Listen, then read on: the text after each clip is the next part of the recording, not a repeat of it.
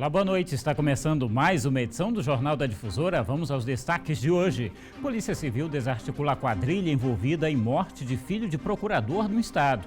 Mulher encontrada morta dentro de veículo na região metropolitana de São Luís. Corpo de Bombeiros segue investigando as causas de incêndio ontem em Galpão, na BR-135. Jovem de Imperatriz se prepara para disputar campeonato pan-americano de futebol de surdos fora do país. E ainda, compositor do hit Caneta Azul visita a TV Difusora e fala sobre o sucesso nacional. O Jornal da Difusora já está no ar.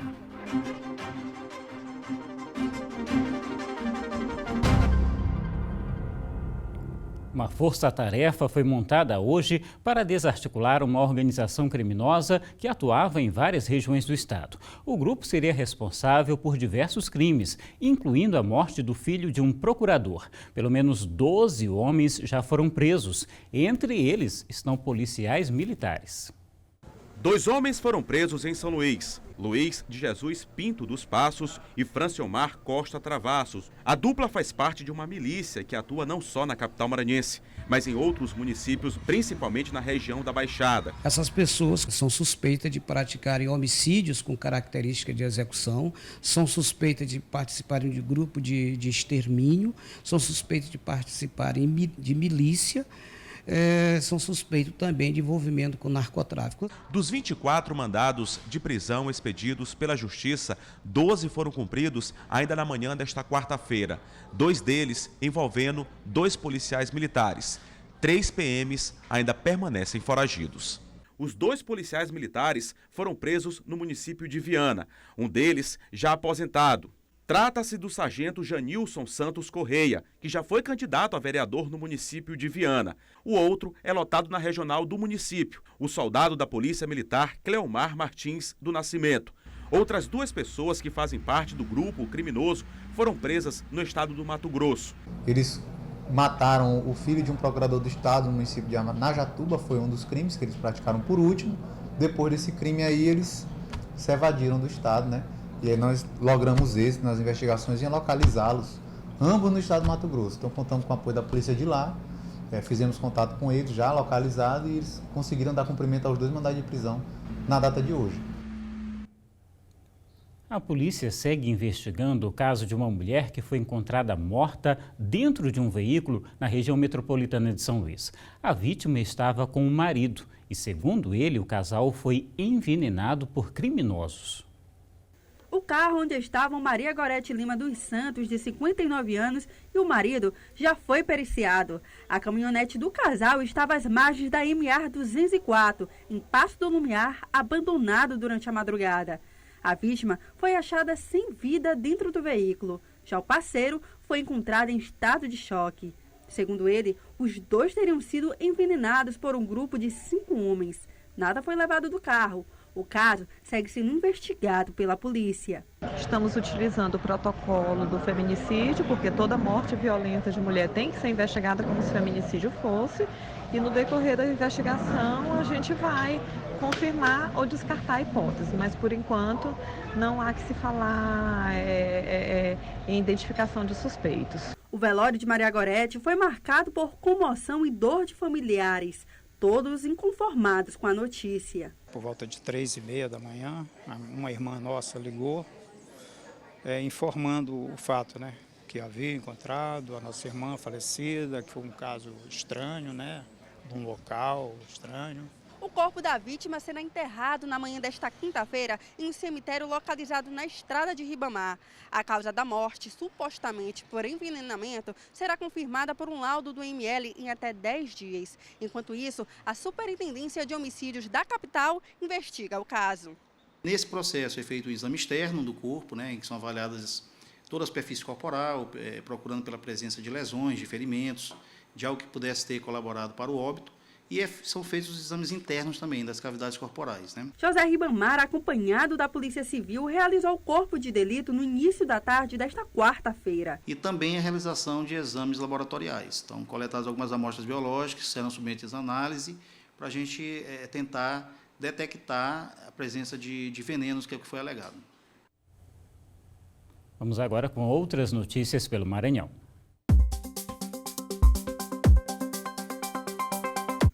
corpo de uma mulher foi encontrado dentro de uma geladeira na tarde de ontem, em Santa Quitéria. Lúcia Maria da Silva, de 53 anos, estava enterrada em uma cova no quintal da própria casa. A vítima estava desaparecida desde o último sábado. O filho dela, identificado como Rafael, foi preso como o principal suspeito do crime.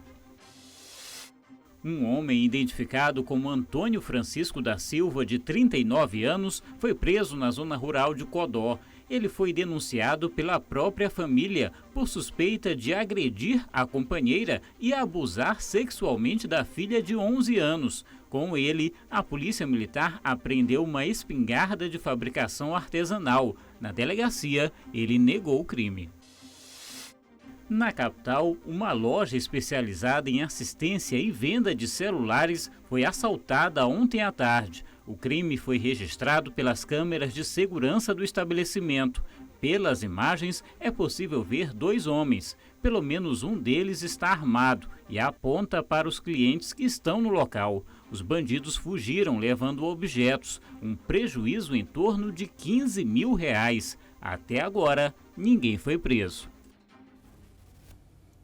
O Jornal da Difusora faz um rápido intervalo e daqui a pouco a gente vai falar sobre o acidente que causou a morte de 3 pessoas após um capotamento na MA 125 no interior do estado. E aqui na capital, o Corpo de Bombeiros segue investigando as causas de um incêndio em um galpão na BR 135. A gente volta já. De volta com o Jornal da Difusora e as causas do incêndio que destruiu um galpão de materiais automotivos ontem à noite na BR-135 estão sendo investigadas. Hoje, equipes estiveram no local para iniciar a perícia. Este foi o segundo incêndio de grandes proporções na mesma região em pouco mais de um mês. O Corpo de Bombeiros conseguiu controlar o incêndio após 3 horas de trabalho.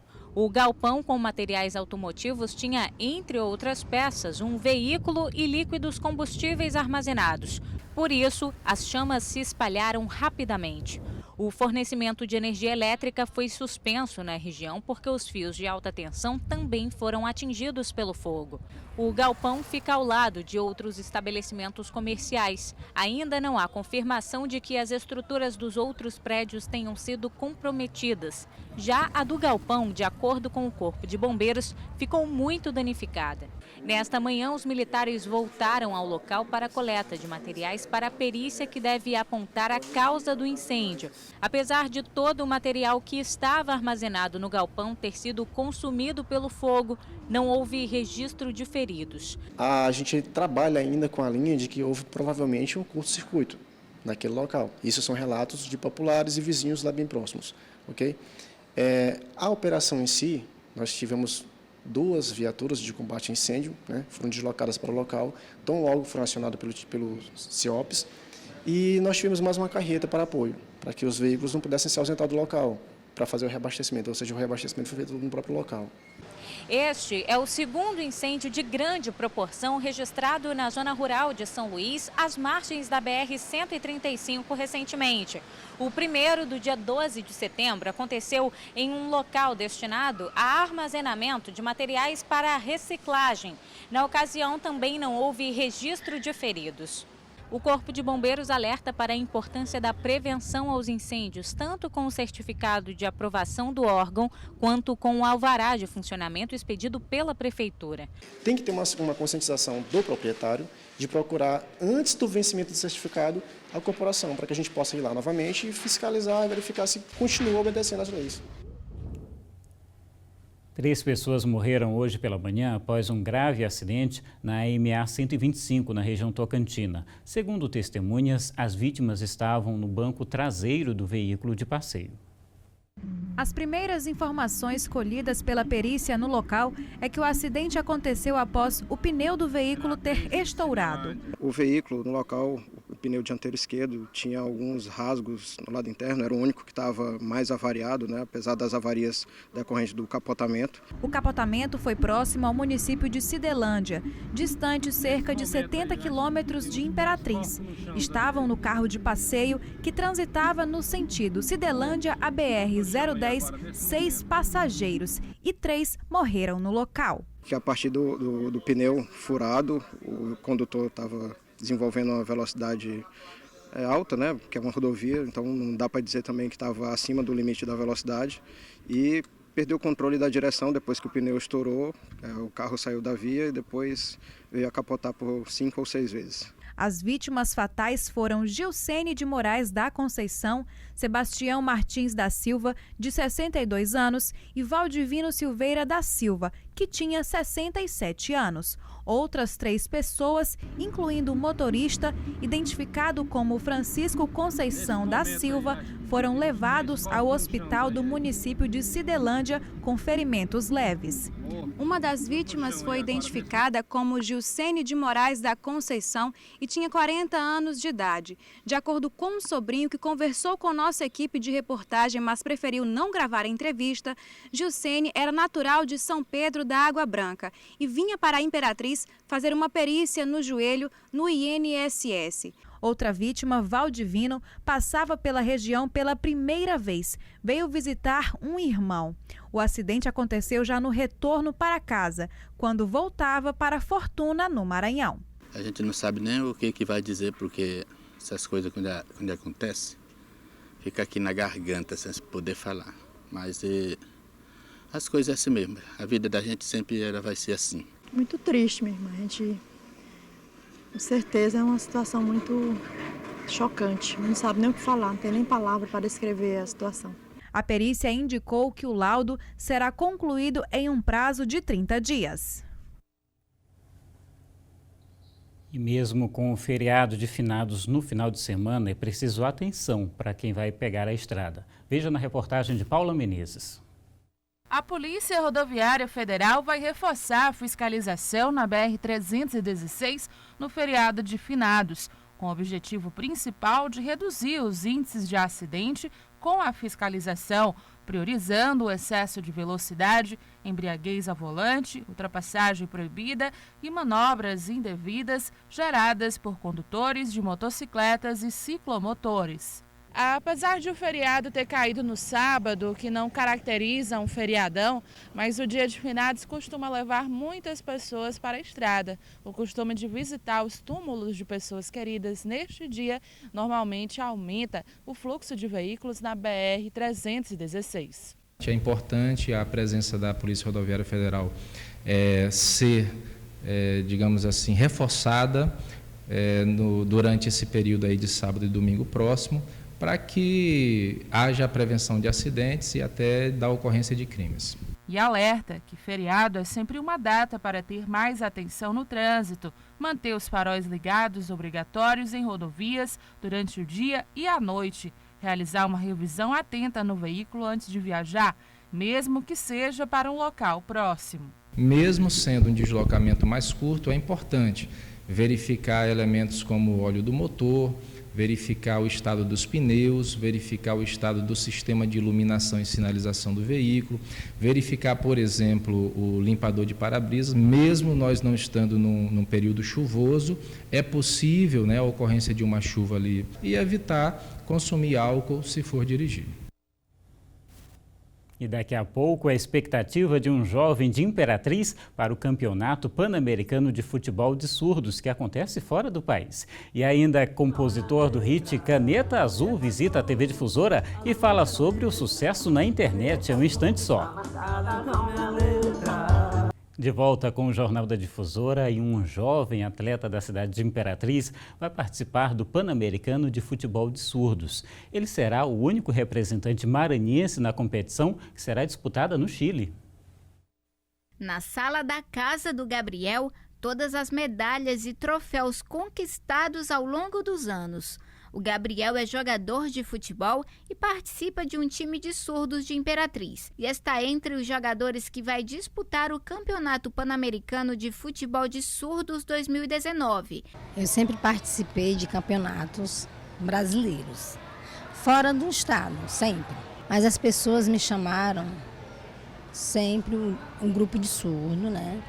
No Maranhão. Depois eu viajei para o campeonato de futebol, sempre me convidaram. Gabriel é estudante do 9º ano na Escola São Vicente de Paula. A diretora da escola fala da importância de acreditar no potencial desse aluno estudioso e cheio de estilo, que pode levar o nome da cidade para fora do Brasil. Mesmo ele tendo essa limitação, ele está provando que ele é capaz de participar de lazer, é capaz de participar de todas as atividades que vêm para a sua vida, como casar, ter filhos, estudar, se formar, ser uma pessoa importante na sociedade. A competição vai ser realizada de 10 a 18 de novembro em Temuco, no Chile. Ele disse que vai sozinho e destaca a dificuldade em não ter apoio no esporte.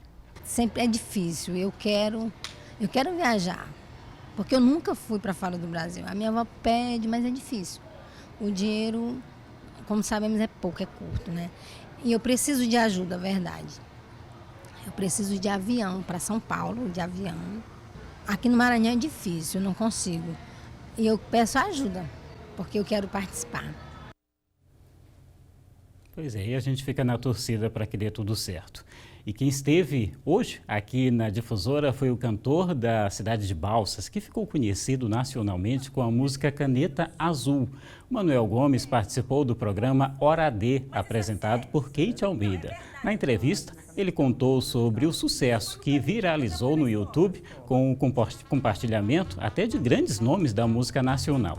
O vídeo já conta com quase 8 milhões de visualizações. Ele iniciou esta semana o processo de registro dos direitos autorais de sua música. Manuel esteve em um cartório em Balsas, acompanhado de um advogado, e aproveitou para solicitar também o registro de outra composição. A entrevista completa você pode rever no portal MA10. Assim como as reportagens da edição de hoje, que fica por aqui. Interaja também em nossas redes sociais. Muito obrigado pela sua audiência, pela companhia. Uma ótima noite para você. E a gente encerra com um trechinho da música Caneta Azul. Até amanhã. Caneta azul, azul caneta. Caneta azul está marcada com minha letra. Caneta azul, azul caneta.